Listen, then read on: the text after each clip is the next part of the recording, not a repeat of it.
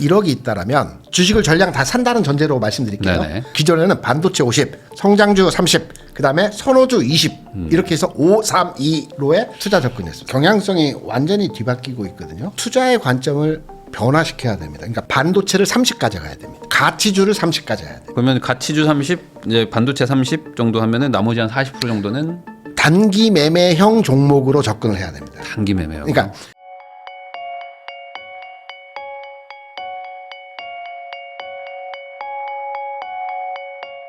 KR 리서치의 김대준 대표님하고 이야기 나누고 있는데요. 그러면은 결국에는 이제 개인들 입장에서 네. 어떻게 돈 벌어야 되냐가 핵심이고 또 맞습니다. 이제 영상이 또 이제 1월에 올라가기 때문에 네. 새로운 마음으로 뭐 1억 가지고 투자해보자 뭐 이런 마음도 많으실 것 같아요. 아까 기본적으로 이제 반도체 소부장 한번 지켜보라 네. 얘기는 해주셨는데 변동성만 따지면은 삼성전자, 하이닉스 뭐 반도체 계열 말고 네. 나머지들에서 더 큰 변동성이 있을 수도 있는 거 아니겠습니까? 그 반도체 외 쪽 어떤 업종은 없을까요? 지금 우리가 이제 반도체만 너무 바라보고 있는데요. 네. 시장의 패러다임이 바뀌고 있습니다. 그러니까 경향성이 완전히 뒤바뀌고 있거든요. 투자의 관점을 변화시켜야 됩니다. 그러니까 우리나라 반도체에 가야지만 시장에 가기 때문에 반도체를 포트에 일정 부분 가져가야 되는 게 맞지만 반도체에 대한 비중을 기존보다는 많이 줄여야 됩니다. 그리고 다른 부분에 있어서 그 비중을 늘려가는 시장의 패션이 바뀌는 지점에서의 상황이기 때문에 네. 지금부터는 내 계좌를 잘 들여다보시고 포트가 어떻게 되었는지 구성을 잘 판단하셔야 됩니다. 그리고 여기 하나 더 제가 시장에서 이제 개인 투자를 하시는 분들과 이제 많이 접촉을 해서 그분들의 뭐 종목이라든가 이제 현재 어떻게 매매하고 있는지를 서로 그 소통을 하지 않습니까? 네. 좀 안타깝습니다. 그러니까 지수 측면에서 좋죠, 보면 지금. 너무 네. 좋지 않습니까? 네, 네. 근데 실제 개인의 절대 다수는 다 마이너스입니다. 하이닉스랑 삼성전자 안 샀으면 뭐 그렇죠. 네, 큰 의미 없었죠. 네. 대부분 한 30% 내외 마이너스 손실률을 보이고 있고요. 뭐 네. 많은 분들은 더 많기도 합니다. 그러니까 대부분 마이너스예요. 네. 수익 나신 분들은 그렇게 많지 않으시다. 그러니까 안타깝습니다. 이게 약간 그런 것도 있나요? 그러니까 약간 소형주나 네. 뭐 이렇게 좀 작은 것들 주식을 많이 사잖아요. 변동성이 크니까. 네네. 근데 그런 주식들은 안 가고 삼성전자, 하이닉스만 가면 네. 소위 말하는 이제 포모 현상이 와서 네. 개인들이 많이 가지고 있는 주식들을 막 팔아가지고 삼성전자 막 추격 매수하러 가고 아니요. 이런 것도 있나요? 삼성전자를 팔아서 기존에 마이너스한 걸 사시죠. 대부분. 아, 그래요? 그러니까 반대로의 그 저기를 합니다. 아, 이게 올라가는 거 다 놓치는 거구나. 예, 그러니까 삼성전자가 5만 원에서 7만 원고 7만 원, 10만 원 왔는데 5만 원에 한참 물려 있다가 6만 원 거면 팔아서 다른 종목을 사는 거죠. 네. 안 가는 종목. 그러다 보니까 손실이 계속 커지고. 커지는 겁니다.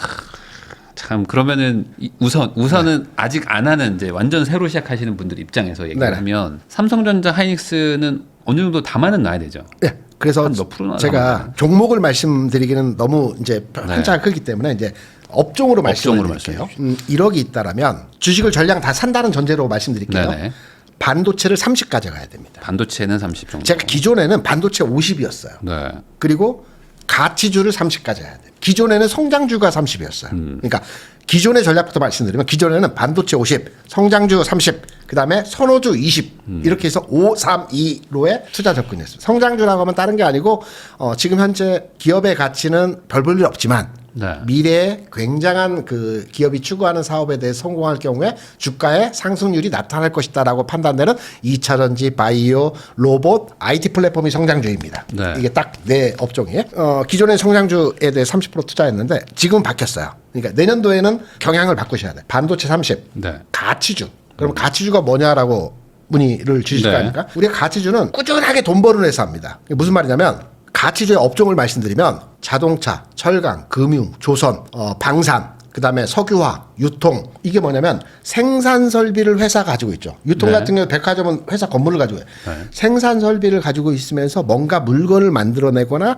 계속해서 운용이 되는 회사들입니다. 그러니까 초기에 공장이나 생산 설비를 갖추고 나서 여기서 어떤 제품을 만들어내는 회사이고 이 회사들은 기본적으로 경기를 타긴 해요. 근데 매년 조금이지만 일정 부분의 수익률이 계속 증가하는 회사들입니다. 이 가치주들은 어떤 때 그 주가가 많이 움직이느냐 이 종목들은 경기가 회복되는 구간에서 주가가 성장주 대비해서 주가가 세게 올라갑니다. 왜냐하면 경기가 이제 좋아져. 그러면 우리가 보통 경기 민감주라고 경기 회복 과정에서 주가가 올라가는 종목들을 경기 민감주라고 하거든요. 네. 경기가 회복되고 경기가 좋아지는 과정에서 쓰임새가 많아지죠. 예를 들어 석유화학이라고 하면 일회용품 만드는 회사고요. 네. 철강주라 하면 건설이나 뭐 자동차. 자동차에 네. 우리가 소비가 간판 늘어나면은 같은 거. 백화점 많이 가고 돈 많이 생기면 자동차 사고 건물 짓고 투자하고 뭐 이런 과정에서 업황이 좋아지는 거를 가치주 섹터라고 하거든요. 그럼 내년에는 경기 회복의 해다. 맞습니다. 이렇게 보시는 거예요? 정확한 지금 너무 안 좋잖아요, 지금. 상황이 너무 안 좋잖아요, 지금. 다들 막 힘들어하는데. 우리가 이제 두 가지 관점. 처음 하시는 분과 기존 하시는 분들은 이제 말씀을 드려야 네네네. 되는데 이제 경기로 딱 넘어왔으니까 네. 여기까지만 말씀을 네, 드리고 여기 하고. 우리나라 경제 성장률을 보게 되면 올 1분기에 마이너스 성장했습니다. 이건 네. 우리나라뿐만 아니라 미국도 그렇고 다 마이너스 역성장했습니다. 네.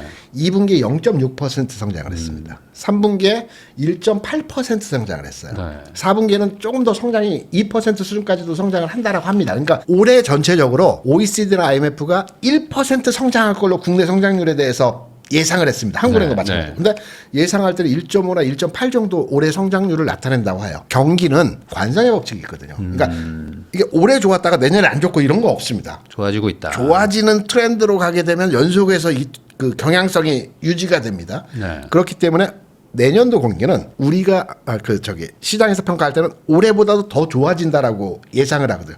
근데 실물 경기, 그러니까 장사를 하시는 분이나 이런 분들은 장사 안 돼. 이렇게 생각하실 수 있죠. 우리가 통상 주시장에서 저점을 찍으면요. 10개월 뒤에 경기가 저점을 찍는다고 그래요. 그러면 주시장에서의 저점이 언제나 4월이었죠. 그러면 10개월 뒤에 내년 2월에 경기 저점을 찍습니다. 내년 2월에 저점을 찍고 경기가 점진적으로 좋아지겠죠. 실물 경기는 데이터 경기는 지금 좋아지고 있고 네. 실물 경기는 내년 2월부터 저점을 찍고 3, 4, 5, 6, 7, 8 그러니까 모든 게 3월로 지금 귀결이 되는데 3, 4, 5, 6에 좋아질 겁니다. 그러니까 혹시 지금 상가에 권리금이 없는 상가들 네. 메인스트리트에 있는데 있지 않습니까? 이건 제가 얘기하는 게 아니고 경제학자들이 그 연구를 해서 나온 데이터거든요. 지수와 종합지수와 그러니까 경제지수와 실물 경제는 10개월의 차를 둔다.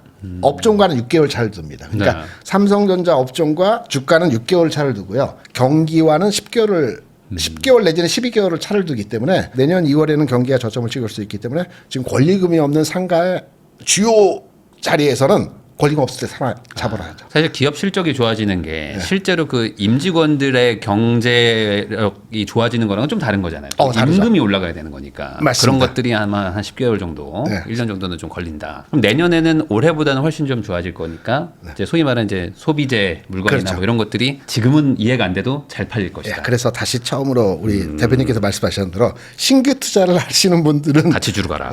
반도체 3십 뭐 그럼 예를 들어 라면 뭐 이런 거 또 괜찮나요? 음식료 업종도 네. 일종의 가치주이긴 하는데 네. 최근에 조선방산 원전 전력기기 화장품 지난해 많이 올라왔죠. 이 종목들이 주가가 빠지고 있죠. 아 차라리 그런 걸 사라. 이건 왜 빠지냐면 얘네들은 그 가치주이긴 한데 환율이 올라가면 수출 관련주지 않습니까? 다. 네. 조방원 전력기기 다 수출 관련주, 화장품까지 해서 다 수출, 음식료도 다 수출 관련주거든요.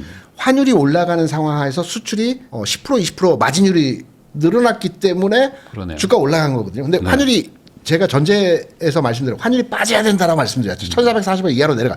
환율이 빠지게 되면 이 수출 관련주들은 다소 침체로의 진행이 되어지겠죠. 네. 그러면 이 종목들이 아니고 가치주에서도 이 수출 관련 가치주들이 아니고 경기 민감 가치주들이 움직인다라는 측면으로 접근하죠. 네. 그래서 음식료 업종은 거리를 두는 이 거리를 두는 타이밍으로 봐야 될 거고 경기 민감. 경기가 좋아지면 아까 말씀드렸지 않습니까? 그 외출 많아지고 일회용품 많이 쓰고 그럼 석유화학 대표적인 게 뭐 대한유화, 금호석유, 뭐 LG화학, 뭐 하나솔루션 이런 게 석유화학 업종의 종목들 이게 P냐 PP냐 뭐 요거에 네. 이제 구체적으로 들어가야 되긴 하겠지만 석유화학 그다음에 유통, 백화점주들 경기 좋아지면 많이 와이셔츠 사러 가거든요. 백화점 좀 올라갔습니다. 그리고 자동차, 뭐 철강, 건설, 네. 금융도 같이 주거든요.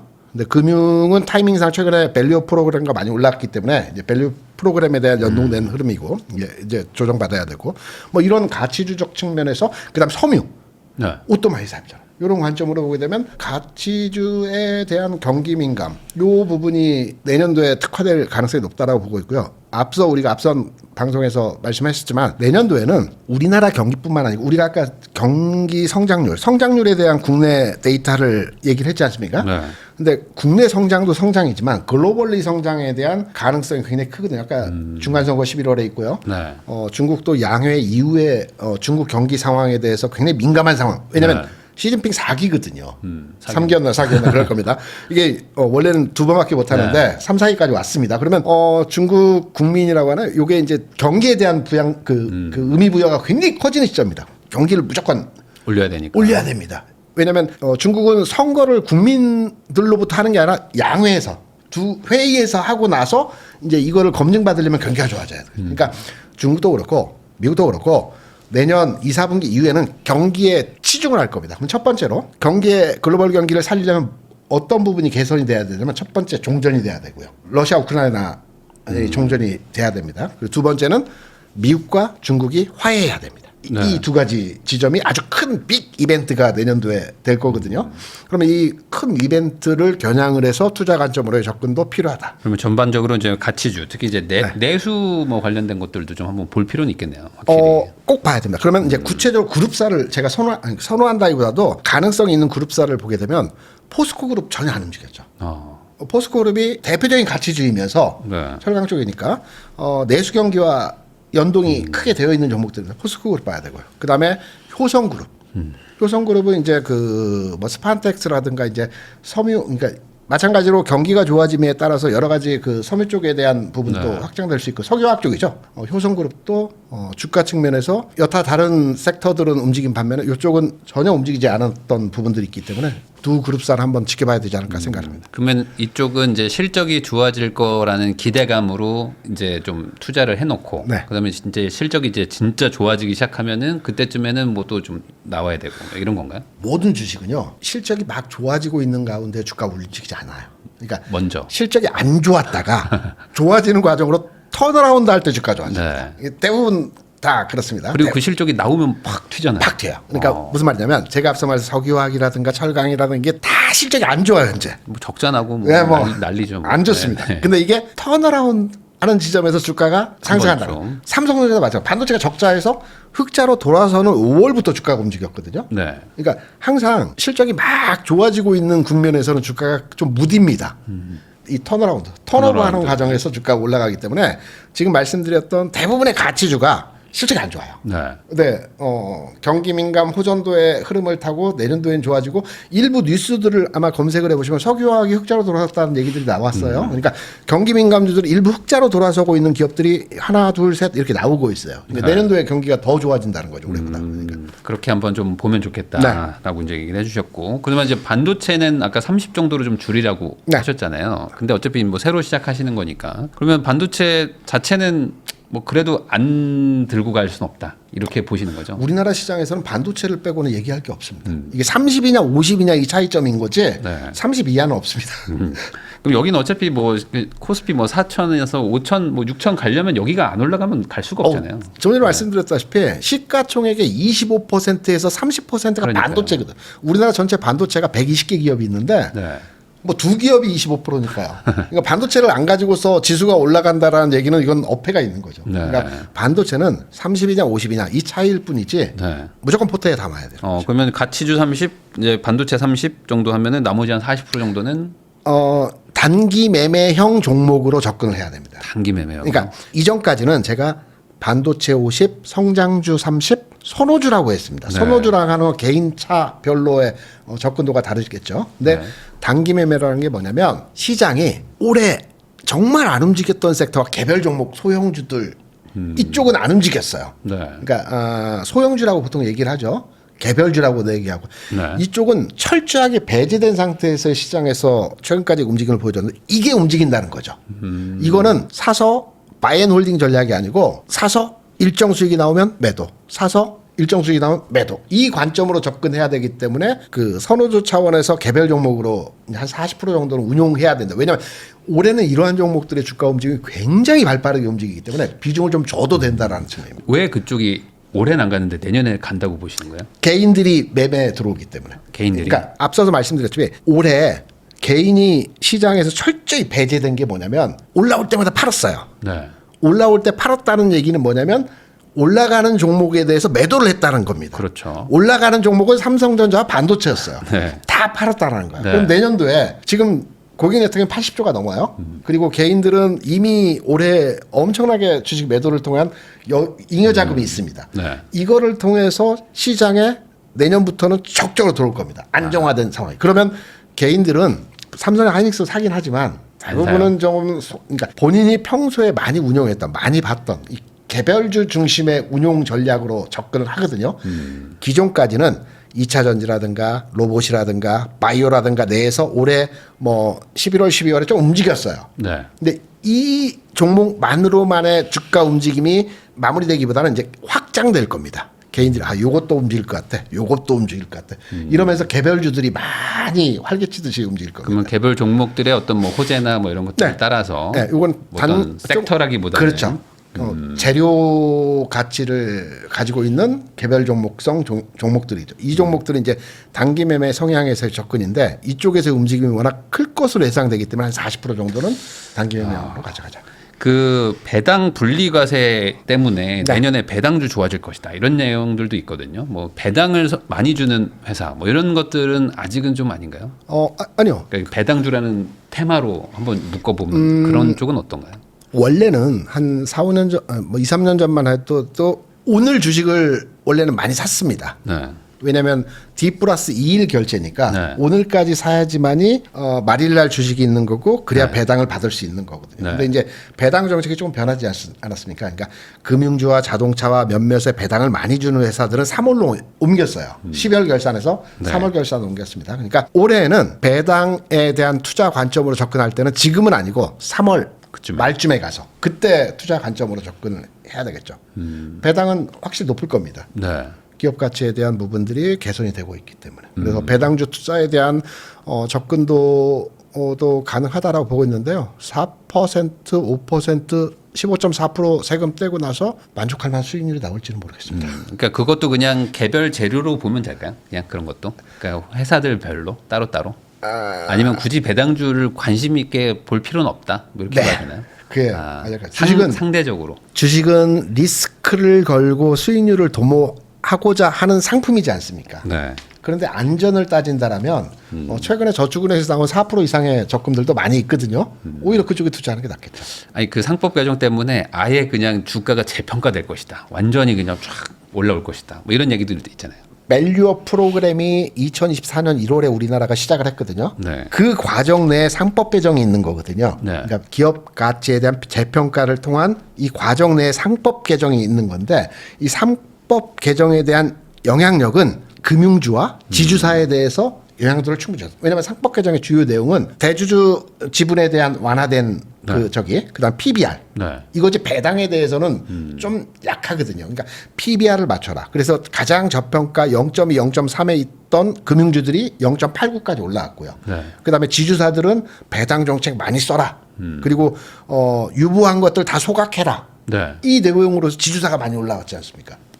우리 사주 네. 자사주 내일한 거 소각 소각해야 뭐 이런 되니까 얘기들. 이 내용으로 올라간 거지 실제로 배당을 많이 주는 회사들에 대한 가치평가로의 기준은 시장에서 그렇게 영향도가 크지 않은 것 같습니다. 그러면은 여기까지 이제 신규 투자자였고 네. 그러면 이제 현재 가지고 있는 분들 중에 한 30% 마이너스인 분들 많다 네. 얘기를 해주셨잖아요. 그러니까 삼성전자, 하이닉스 안 가지고 있는 분들도 많거든요. 네. 그거 느리다고 네. 더 빠른 거 가려다가 지금 막 손해 봤단 말이에요. 네. 지금 상황에서는 그러면 그냥 칼로 자르듯이 딱 잘라버리고 다시 그냥 리밸런싱 해야 되나요? 어떻게 해야 될까요? 지금부터 잘 들어주시고요. 귀 쫑긋하시고 네. 지금부터 잘 들으셔야 돼요. 왜냐하면 지금 우리나라의 주식 투자 인구가 1,400만 활동 계좌가 있거든요. 네. 그러니까 새로운 신규 투자자라고 말씀하셨는데 새로운 신규 투자자는 거의 없습니다. 그러니까 1,400만의 그 활동 계좌는 주식 투자하시는 분들 다 하신다는 거예요. 웬만하면 다 하고 다 있다. 하신다는 거고요. 지금부터 1,400만 명 분의 전략을 세워드리겠습니다. 네. 우리가 이제 첫 번째 기존에 내가 주식 투자를 통해서 계좌가 손실인데 장 좋다. 야 이번에 김대중 대표가 빅남에 나와서 장 좋대. 내년에 반도체 사야 된대. 어디 적금 하나 깰 거 없을까? 이렇게 투자하시면 안 됩니다. 네. 제가 경험 22년 동안 시장에 있으면서 그 제도권 시장에 있으면서 네. 느낀 게 뭐냐면 계좌는요, 주식 계좌는요, 새 돈을 넣으면 안 됩니다. 완전히 다 정리하고 새 돈을 넣던가, 이게 완전히 깡통이 돼서 새 돈을 넣던가, 이 둘 중에 하나야지 매매하고 있는 상황에서 새 돈을 넣으면 절대 안 됩니다. 왜? 다시 원점으로 갑니다. 그게 어떤 의미인지 좀 설명이 필요할 것 같습니다. 보통은 기존에 A, B, C, D 종목 있잖아요. 네. 장 좋다 하니까 돈을 넣습니다. 네. 근데 A, B, C, D를 사요. 물타기란다. D, F를 사야 되는데 네. 매일 보니까 이 종목을 살 수밖에 없습니다. 근데 그렇죠. 안 좋은 마이너스가 나고 있는 이 종목을 사본들 수익이 안 납니다. D, F를 사야 되는데 A, B, C를 사는 거예요. 반전의 기회가 없는 건가요? 사람이 그렇게밖에 될 수가 없다. 그래서 기존에 매매하고 있는 종목이 있는 상황에서 돈을 넣으면 안 된다라는 겁니다. 네. 다 정리하던가 없어진 상태에서 클리어시키고 매매를 하든가 아니면 새로운 계좌를 트던가 방법인데, 지금부터 그러면 돈을 만드는 방법을 알려드릴게요. 새 돈을 넣지 마셔야 되고, 네. 하지만 전략적 변경을 하셔야 됩니다. 내 계좌에 현금을 마련해야 돼요. 그러면 무조건 다 팔라, 이것도 참 책임감 없는 얘기거든요. 기준이 있습니다. 주식을 팔 때에도 기준이 있어요. 첫 번째, 이거는 꼭 지켜주시기 바랍니다. 내 계좌에 종목이 많고 적고 이게 중요한 게 아니라, 대부분 많으실 거예요. 아마 10종목 이상이 계속 기본이시고 늘어납니다. 네. 20, 30종목 있고 많으신데, 중요한 건 뭐냐면 쫙 한번 종목을 보시면서 동일 업종은 하나로 축소하세요. 그러니까 무슨 말이냐면 삼성전자와 하이닉스를 가지고 있으면 하나로 합치라는 겁니다. 네. 그러니까 내 성향이 안정적이다, 삼성전자. 내 성향이 약간 투기적이다, 하이닉스. 소부장도 마찬가지입니다. 내 성향이 삼성 하이닉스보다 더 변동성 좋은 종목에 소부장을 합쳐야 됩니다. 하나의 동일 업종 내에 있는 종목 하나로 합칩니다. 네.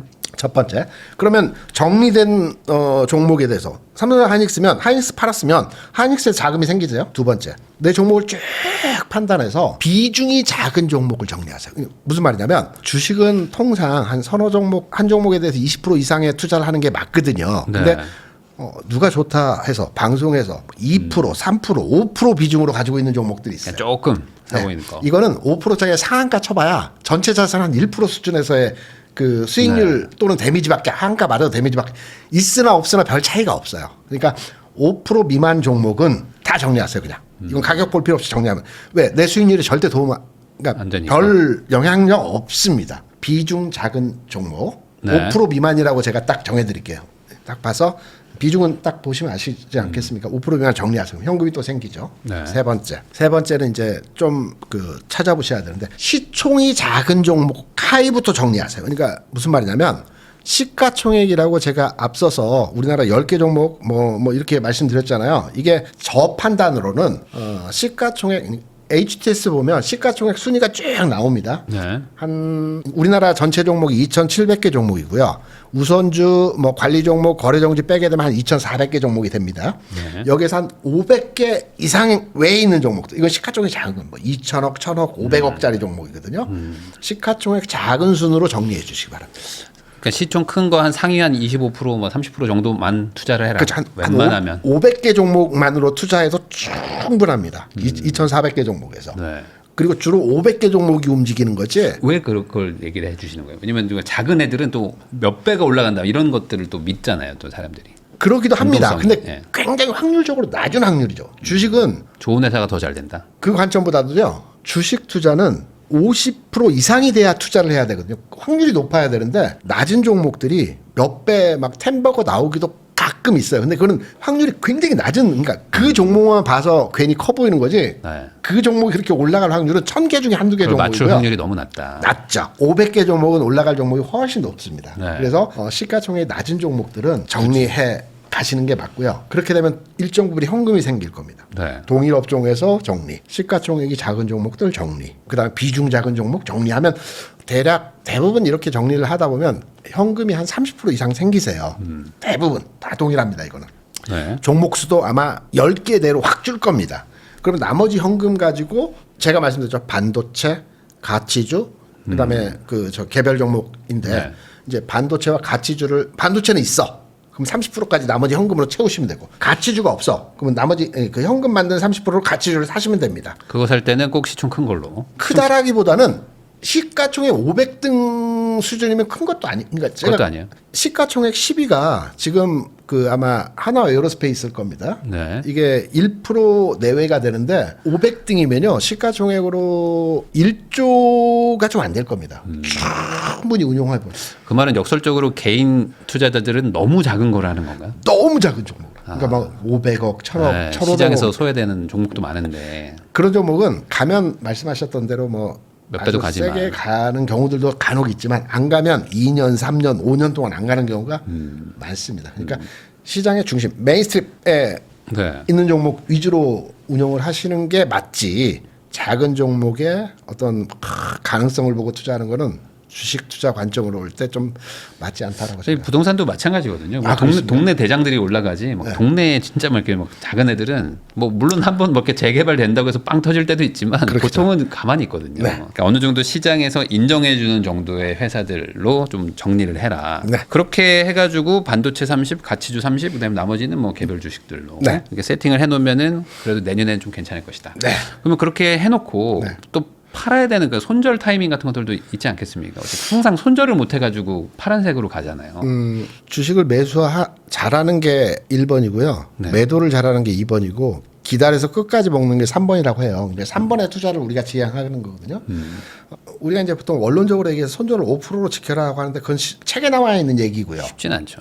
굉장히 어렵습니다. 네. 뭐 5%, 10% 손절 라인을 정하라고 하는데 쉽지 않습니다. 요거에 대해서는 저도 항상 고민이기도 하는데 저는 장이 좋아진다라는 전제로에 현재 접근하고 있기 때문에 제가 말씀드렸던 이 범주 내에 있는 종목들은 약간의 시간차에 다를 뿐이지 네. 충분히 이전 가격으로 회귀될 수 있는 상황에서의 흐름들이 나타날 수 있기 때문에 좀 기다려 보신다라. 그러니까 손절보다는 좀 기다려 보는 게 낫고요. 다만 많이 올라갔다라는 접근보다는요. 주시장은 많이 올라갔다는 개념이 없습니다. 올라간 게 더 갑니다. 그런데 시장의 패션과 다른 거 있죠. 그러니까 아까 조방을 잠깐 말씀드렸고 뭐 몇몇의 네.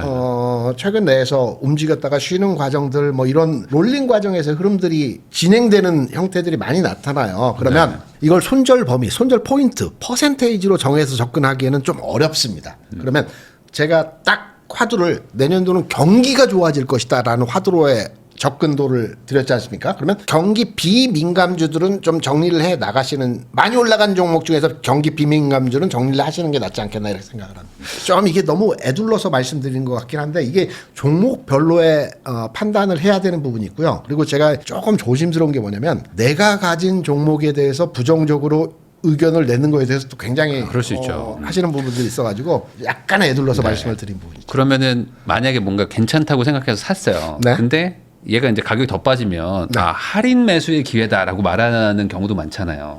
근데 이거를 또 반대로 하면 또 물타기가 될 수도 있는 거고. 주식 투자에서 이게 제일 어려운 것 같아요. 그러니까 제가 22년 동안 제도권에 있으면서 배운 거가 한 두세 가지 되는데요. 그 중에서 가장 중요한 게 애드업 전략입니다. 애드업. 그러니까 물타기 뭐 할 수도 있다라고 생각을 합니다. 그런데 효율적 투자 측면에서 보면 진짜 수익이 나고, 그리고 제가 봐봤던 시장에서 진짜 큰 돈 번 사람들의 매매 형태를 제가 확인했을 때는, 왜냐면 회사에서 큰 돈 번 사람들은 어떻게 벌었는지를 조사하라고 해서 TF 팀장으로 제가 전국을 돌아다니면서 한번 확인해 본 적이 있거든요. 네. 이 사람들의 공통적 관점이 뭐냐면 약간 차는 있지만 물타기가 아니라요.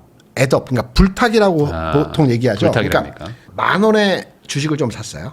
12,000원에 더 삽니다. 네. 15,000원에 삽니다. 그러니까 목표가 2만 원이라면 이렇게 올려가면서 합니다. 이게 기본적으로 돈을 많이 번. 그러니까 이게 무슨 말이냐면 5% 투자를 하지 말고요. 애드업을 통해서 25%, 30%까지 비중을 늘려가면서 주식을 투자해야지 수익이 확 늘어난다는 거죠. 하긴 5%로 상한가 받느니 30%가 5% 오르는 게 훨씬 더 크네요. 맞습니다. 그러네. 그래서 전략은 물타기는 가급적이면 좀 지켜보시는 게 맞고, 올라갈 때 추적해서 계속 올라가는. 근데 지금까지는 왜 개인 투자자들 이게 안 되냐면 국내 시장이 하락과 횡보의 과정이 워낙 길었기 때문에 사고 팔고 이 전략이 먹혔거든요.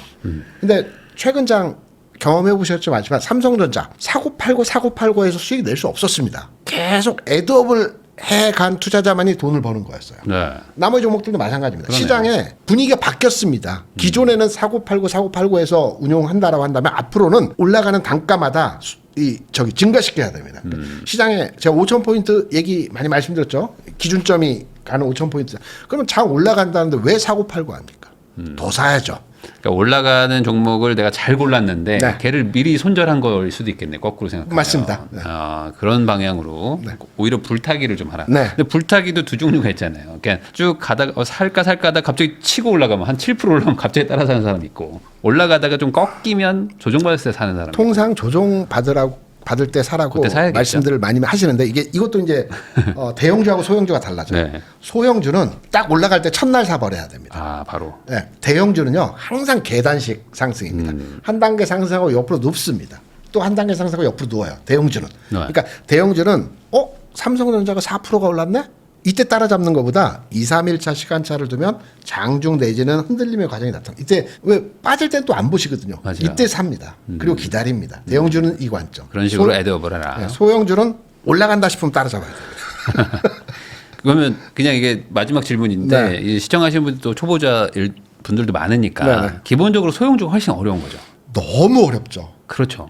대형주는 쉽습니다. 이 개념으로 접근하는 게 맞는 거죠. 네, 대형주는 너무너무 쉬워요. 소형주는 복잡 다변하고 여러 가지 판단 근거로의 내용을 확인해 봐야 되기 때문에 그렇죠. 왜 어려운 걸 하시려고 하시는데 대표가 막 횡령하기도 하고 막 별의별 걸 막 하잖아요. 네, 대형주가 약간은 느릴 수 있어요. 네.